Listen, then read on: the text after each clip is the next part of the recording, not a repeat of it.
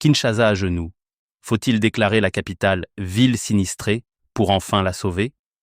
Kinshasa se meurt à ciel ouvert, et personne ne semble capable de l'empêcher. Chaque année, la ville-province de plus de 17 millions d'habitants s'enfonce un peu plus dans le chaos. Les avenues jadis fières, boulevard du 30 juin, Lumumba, Bypass, sont aujourd'hui des cicatrices béantes de bitume arraché, d'immondices non ramassés, de nids de poules transformés en lacs après 2 heures de pluie. Les quartiers populaires de Mazina, Nedjili, Kimbanseke ou Kingasani vivent sous la menace permanente des érosions qui rongent les collines comme un cancer.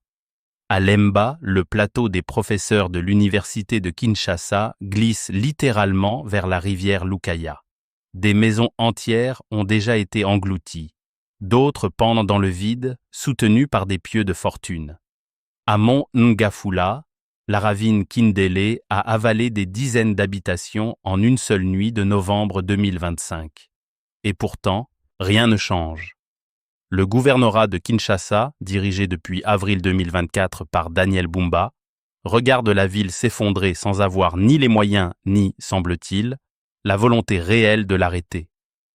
On promet des travaux d'urgence chaque saison des pluies, mais les engins de l'Office des voiries et drainages arrivent trop tard, quand les dégâts sont déjà irréversibles.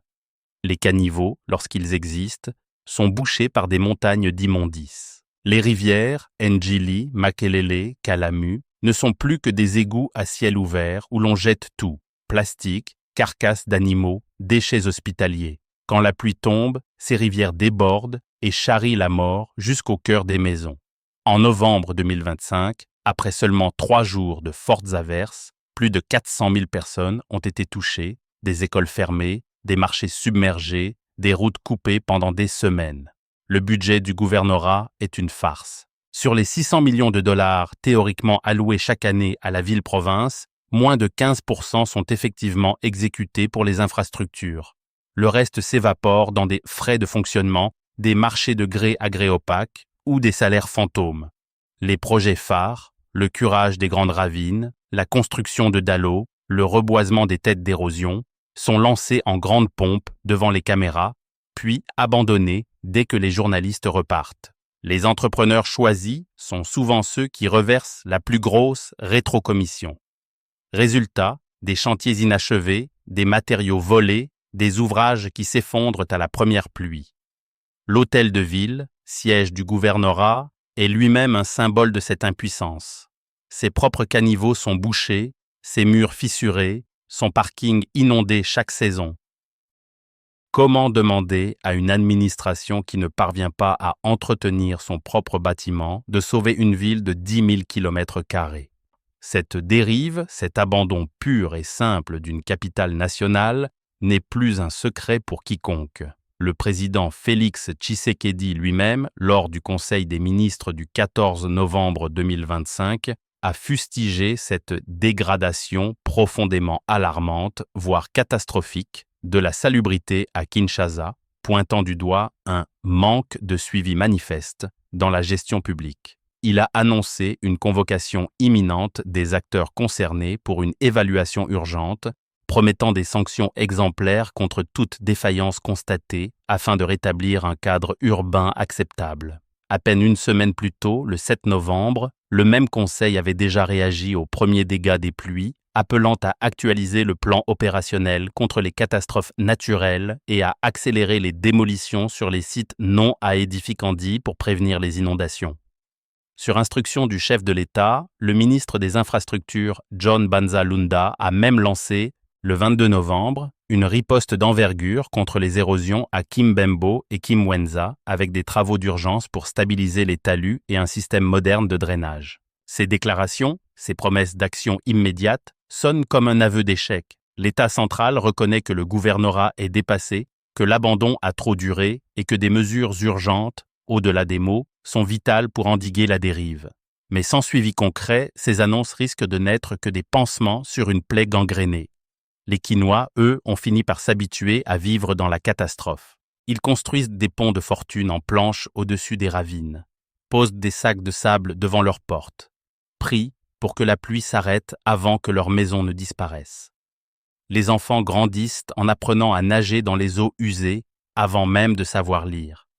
Et pourtant, la solution existe. Déclarer Kinshasa, ville sinistrée. Ce n'est pas une humiliation, c'est une urgence vitale.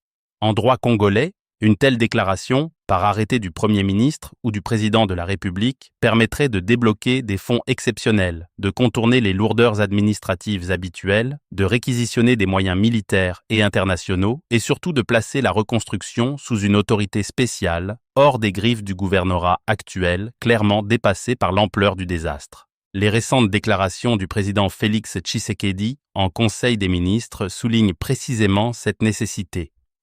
Face à un abandon structurel et une dérive accélérée par les pluies torrentielles, il faut des mesures d'urgence radicales, non pas des réunions ni des promesses, mais une mobilisation totale pour fluidifier la circulation, curer les rivières, assainir les avenues débordantes d'immondices et bouteilles en plastique, démolir les constructions anarchiques, réhabiliter les drains et reloger les sinistrés.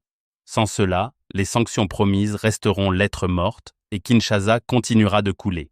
Car Kinshasa n'a plus le luxe d'attendre que son gouverneur se réveille.